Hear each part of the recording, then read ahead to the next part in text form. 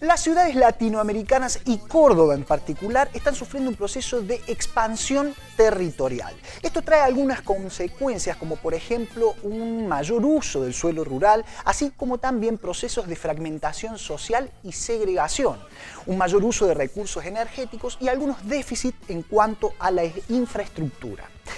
¿Cómo es posible pensar el desarrollo de una ciudad dentro de un modelo de desarrollo urbano sustentable?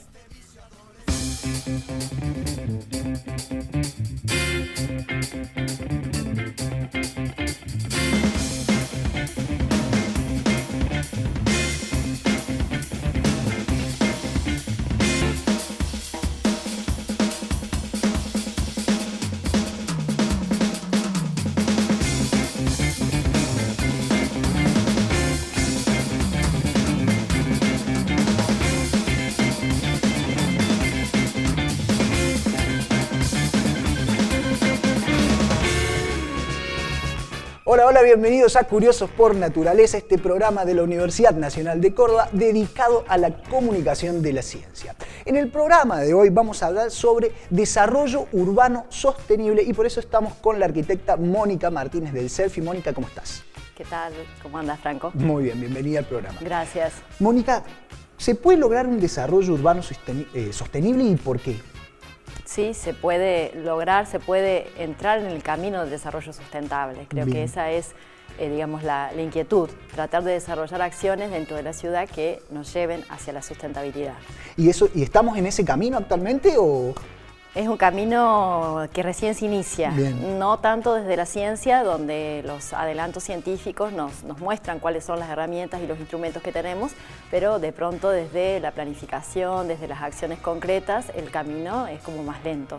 Claro, llevarlo a la práctica nos va a costar un poquito más, digamos, un poquito más de tiempo y trabajo. Es así, Franco. Bueno, vamos a estar charlando entonces con Mónica sobre desarrollo urbano sostenible. Ahora vamos a un pequeñísimo corte y ya volvemos con la entrevista, así charlamos más con Mónica. No se vayan, ya volvemos.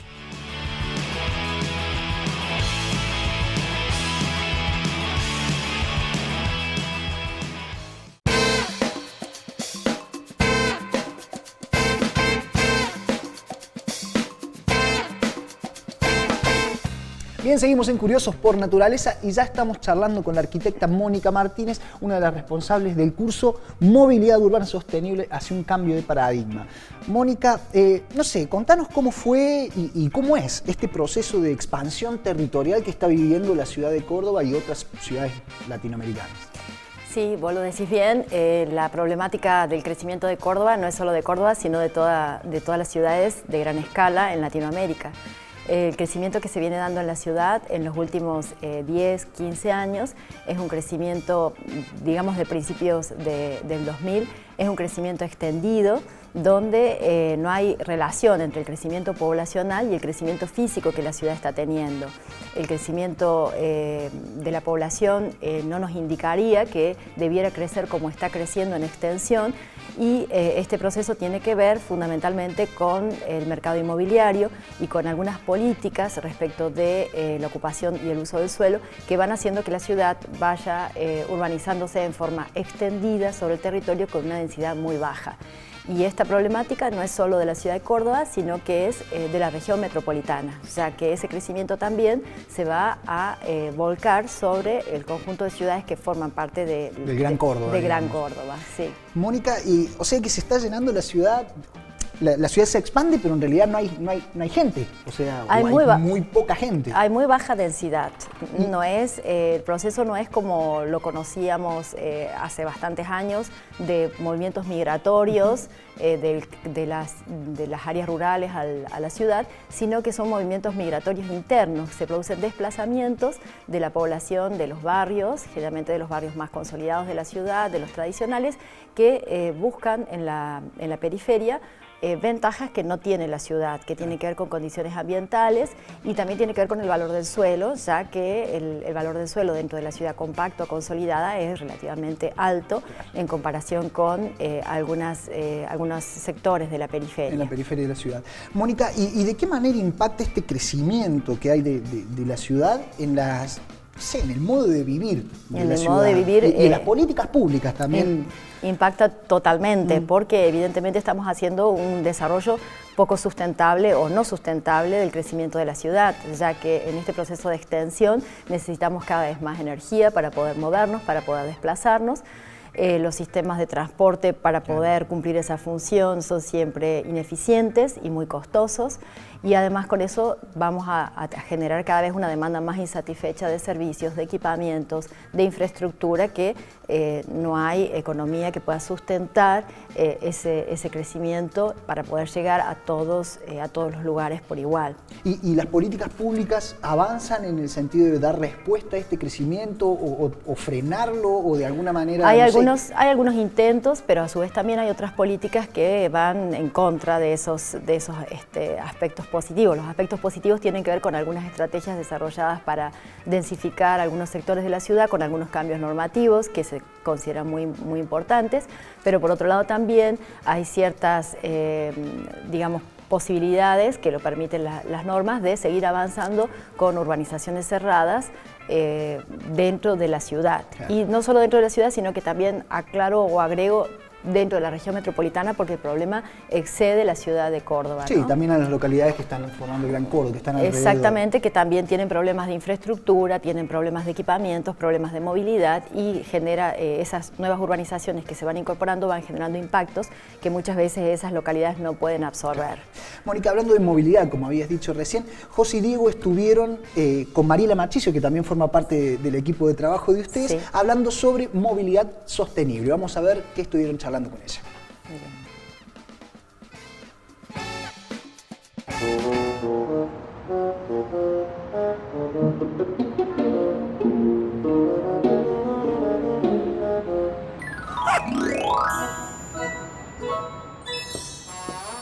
Diego.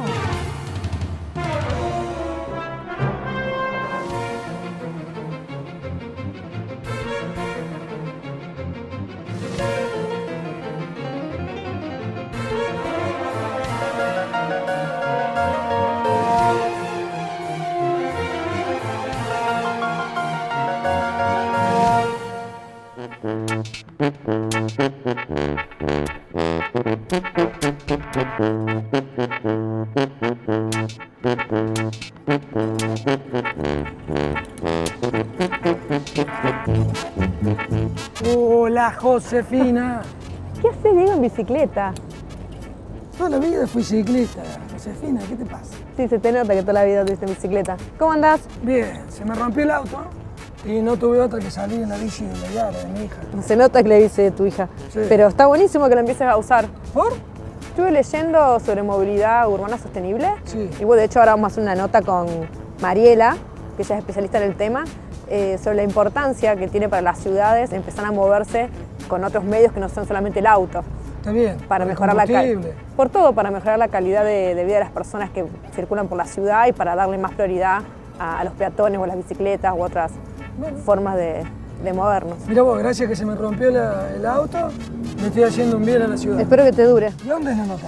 Es en el Centro de Investigaciones de Filosofía y Humanidades, bueno, así que espérame, no vayas rápido. Vamos para allá, me voy.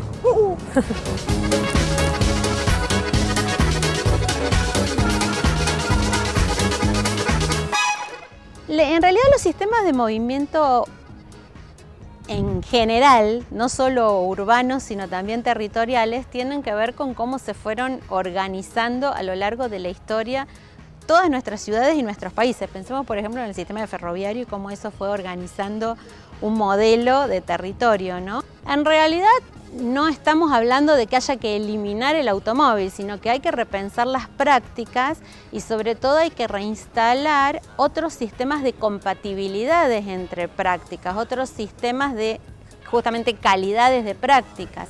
Entonces, cuando hablamos de movilidad sustentable, estamos repensando nuestros espacios públicos, centrando al hombre y a las necesidades del hombre por sobre las necesidades de la máquina. Esto implica repensar la cuestión de las velocidades, repensar la cuestión de las densidades y, qué sé yo, los vehículos estacionados, los vehículos en movimiento, en detrimento, en muchos casos, bueno, la ciudad universitaria es un claro ejemplo de eso, de el hombre como protagonista del espacio, ¿no? Pero tampoco implica eliminar el vehículo, porque a veces eliminar todo también nos podría generar otro tipo de problemas, como por ejemplo de seguridad. Un sistema de movilidad desde la lógica de la sostenibilidad nos garantizaría una ciudad con mejores calidades para los individuos, por sobre la ciudad con mejores calidades para las mercancías, por ejemplo.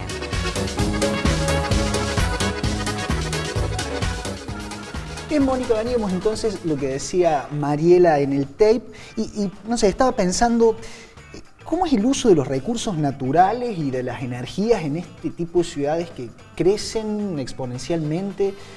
¿Se hace un uso óptimo o estamos derrochando un montón de...? Estamos derrochando muchísima energía y muchísimos recursos. Entre los problemas que nos genera este crecimiento extendido es el avance sobre las áreas rurales, sobre las áreas de nuestra zona productiva, los bordes o la periferia de las ciudades se han históricamente dedicado a la producción rural y sirven para producir alimentos que la propia ciudad consume, y el ir perdiendo esas áreas de producción por el avance de la urbanización constituyen parte de las causas negativas de abortar recursos naturales. Y por otro lado, el tema de la energía que necesitamos para desplazarnos a través de generalmente vehículos privados, que es nuestra principal forma de movilidad que tenemos en esta región metropolitana y que debiéramos empezar a revisar. Es parte del camino de la sustentabilidad en el que tenemos que empezar a pensar de incorporarnos, porque bueno, son razones que tienen que ver con el cambio climático, tienen que ver con la generación de gases efecto invernadero, pero también tienen que ver con un gasto económico, con un costo que todos estamos de alguna manera pagando como consecuencia de esta falta de planificación. Hay algunos que se benefician más, otros se benefician menos, pero finalmente el servicio de transporte, como todos lo conocemos, no es eficiente, y cada vez que tengamos recorridos más largos y menor densidad o menor cantidad de población para usar ese servicio, más inviable y menos sustentable va a ser, claro. Mónica, y pensaba también en... No sé, ¿en qué pasa con el tejido social de estas ciudades, ¿no? Porque hay una fragmentación enorme en gente que se encierra en barrios privados o barrios cerrados, y también una fragmentación o segregación de gente que la han sacado de su lugar, de su barrio de siempre, y se la han llevado a las ciudades alejadas como Ciudad de mis sueños o lo que fuera. Exactamente, hay una función del Estado muy importante, porque quien decide ir a vivir en una urbanización cerrada tiene todo el derecho de hacerlo. Lo que no se sabe es que cada vez que se toman esas decisiones, bueno, se genera un ambiente cada vez más segregado socialmente y cada vez más fragmentado físicamente. No solamente las clases sociales medias y medias altas, y las altas son las que muchas veces deciden habitar este tipo de urbanizaciones por cuestiones de seguridad o cuestiones ambientales o sociales. También hay grupos que están desplazados de la ciudad porque no pueden ya vivir dentro de la ciudad por cuestiones económicas, y también entonces se conforman en guetos, los guetos de ricos y guetos de pobres, sumado a un conjunto de actividades que de por sí, por la demanda de espacio que necesitan, como los hipermercados o grandes usos industriales o grandes áreas de infraestructura que requieren superficie importante, también se localizan en la periferia. Esta localización de islas de urbanización con diferentes usos y diferentes actividades poco integradas entre sí o nada integradas entre sí, no articuladas a través del sistema vial, sin la posibilidad de hacerlo por parte del Estado porque es inviable económicamente, el tema de falta de equipamientos, la inexistencia de espacios verdes o de espacio público en general. Eso iba. Tiene que haber espacios públicos o un desarrollo de espacios públicos donde la gente pueda confluir, ya sea que viva en un barrio cerrado o no sé, en otro barrio. Claro. Espacios públicos que sean públicos de verdad, paseos Claro, y cosas seguro que sí, inviten porque a todos. que inviten a que el hombre sea protagonista, un poco como, como nos Mariela. contaba recién Mariela. Eso es lo difícil de lograr, sobre todo en los bordes y en la periferia, porque las escalas se tornan inconmensurables y esos espacios de encuentro probablemente no se logran dar. A su vez también, ¿no es cierto?, cada uno de estos guetos tiene una lectura hacia adentro y no hacia afuera de la ciudad. No se integra, no se articula, porque físicamente el territorio no lo permite. Claro, están fragmentados social y físicamente. Exactamente. Bueno, un problema bastante complicado que, Sí, que a su vez, requiere, no sé, la intervención del Estado y una planificación de cómo va a seguir creciendo esta ciudad y qué tipo de ciudad queremos, sobre Debemos todo. apuntar más a modelos de crecimiento por densidad, tratar de complejizar más las actividades, evitar que la ciudad se siga extendiendo de esta manera y también tener políticas respecto de poder contar con suelo urbano para todos los grupos socioeconómicos. El acceso a una vivienda y al suelo. Mónica, ha sido la verdad un gusto que estés con nosotros. Queremos regalarte un libro de Cuade, nuestra librería amiga, que vamos a ver qué te tocó. Demoliendo Papers, mirá, para entender más las Muy bien, publicaciones muchas gracias. científicas. Muchas gracias. Muchísimas gracias por haber venido y nos vemos próximamente. Bárbaro, gracias. Nosotros nos vamos a un brevísimo corte, pero no se vayan porque ya viene Majo Villalba con las notas de la agencia Unciencia. Ya volvemos. Encontré la solución para que te des lo justo, yo sé lo que te hace falta. Toma tu colectivo.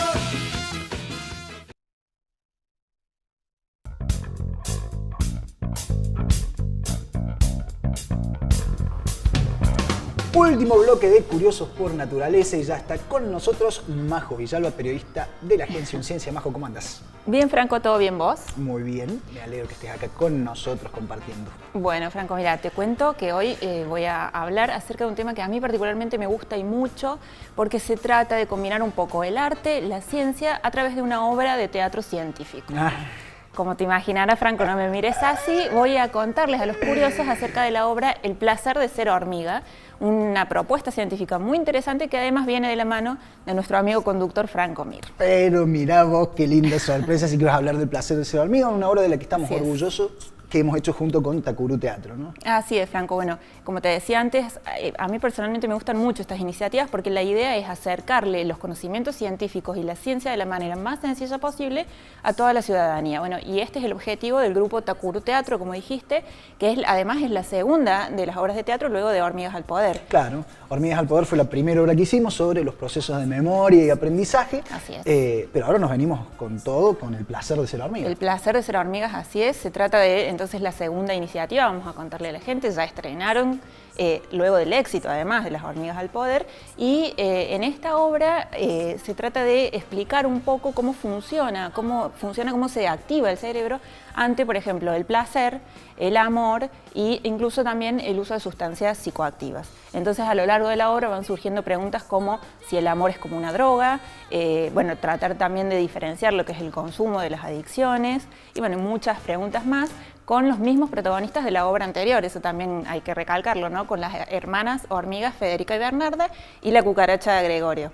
Quien viste y calza, Así sí. es. Además, también nos tenemos que acordar de la participación que tuvieron los jóvenes investigadores en neurociencia, este grupo de divulgación científica, del que también formo parte, que nos ayudó en el asesoramiento científico para la obra. Exactamente, los GINES son un grupo de egresados, profesores y estudiantes de aquí de la Universidad Nacional de Córdoba, que justamente son los que asesoran científicamente al grupo Takuru para que se pueda hacer esto de llegar, de acercar la ciencia de la manera más fácil posible. Tal cual, y de sacar un poco la ciencia de los laboratorios y llevarla en otros medios y formatos que sean un poco más accesibles, divertidos, entretenidos para toda la población. Así es, bueno, entre los conceptos científicos más importantes que se tocan en la obra está el de circuito de recompensa, Franco, ¿no es cierto? Tal cual, una serie de estructuras del cerebro que está presente en casi todas las especies y que de alguna manera está premiando cada vez que se realizan comportamientos que son importantes para la supervivencia. Este circuito de recompensa se activa, por ejemplo, cuando nos enamoramos, se activa cuando algunas cosas que nos causan placer, como tener sexo, la comida. Así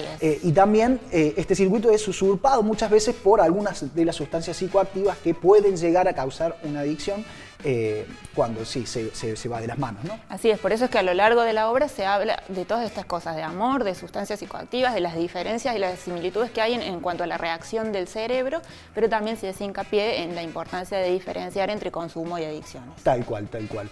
Bueno, Majo, buenísimo, las hormigas. Entonces, si quieren saber más del placer de ser hormiga, de Hormigas al Poder, tienen que entrar a Takuru Teatro, es nuestro Facebook, o escribir a takuru.teatro@gmail.com. Muchísimas gracias. Así es, Entonces me Franco. sorprendiste con lo de la nota. No, por favor, la verdad que un gusto, porque además hay que decirlo, ¿no? Desde Tecnópolis en adelante, todo este tipo de iniciativas son muy bienvenidas y la gente las acompaña y mucho, así que espero que te siga acompañando la gente. Buenísimo, muchísimas gracias. Entonces, Majo, yo te invito a ver El Ojo Curioso, que no sé muy bien por dónde anduvo esta vez, pero vamos a averiguarlo. Vamos.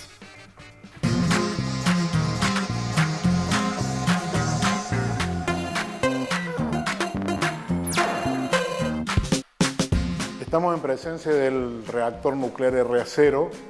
Es un reactor de potencia cero, o sea que trabajamos normalmente a potencias muy pequeñas. Esta es la consola de control del reactor y el reactor propiamente dicho se encuentra dentro del recinto del reactor. Un reactor nuclear es un dispositivo en el cual se produce una máquina, en el cual se producen reacciones nucleares de fisión.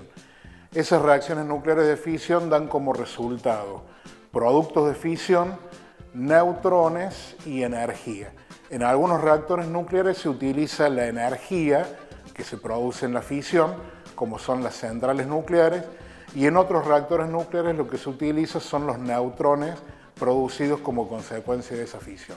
Hay reactores nucleares que se utilizan para producir energía eléctrica y otros reactores nucleares más pequeños que se utilizan con fines de estudio, con fines de investigación, también con fines de entrenamiento, como es el caso de este reactor en particular, y algunos reactores se utilizan para producir radioisótopos, que son materiales utilizados en el ámbito de la industria y en el ámbito de la medicina. Este reactor nació, por así decirlo, a fines de la década del 60 en la ciudad de Buenos Aires. En el año 1969 fue trasladado desde Buenos Aires hacia la ciudad de Córdoba, dado que la Comisión Nacional de Energía Atómica había decidido construir lo que hoy es la central nuclear de Embalse en esta provincia. Se firmó un convenio entre la Universidad Nacional de Córdoba, la Empresa Provincial de Energía de Córdoba y la Comisión Nacional de Energía Atómica. La Comisión Nacional de Energía Atómica proveyó este reactor y la universidad puso el edificio y los docentes. Bueno, entonces los dos reactores que hay en la provincia, uno en Embalse, el otro en nuestra universidad, acá cerquita de la Facultad de Ciencias Exactas, Físicas y Naturales. Sí, la verdad que es sorprendente siempre esta sección, ¿no? La cantidad de cosas que alberga nuestra universidad y que quizás no sabemos. A lo largo de 400 años ha mantenido y acumulado un montón de cosas. Sí, pero convenios con otras superimportantes. instituciones, siempre aportando docentes y lugares físicos, está muy bueno. Tal cual. Bueno, Majo, llegamos al final del Curioso por Naturaleza del día de hoy. Nos vemos la semana que viene. Nos vemos la semana que viene con más noticias científicas de Córdoba. Bárbaro, nosotros le decimos que esperamos haber estado a la altura de su curiosidad y que nos volvemos a encontrar la semana que viene con más Curiosos por Naturaleza. Chau, chau. Promiscuo de la primavera, acumulado en camperas gordas.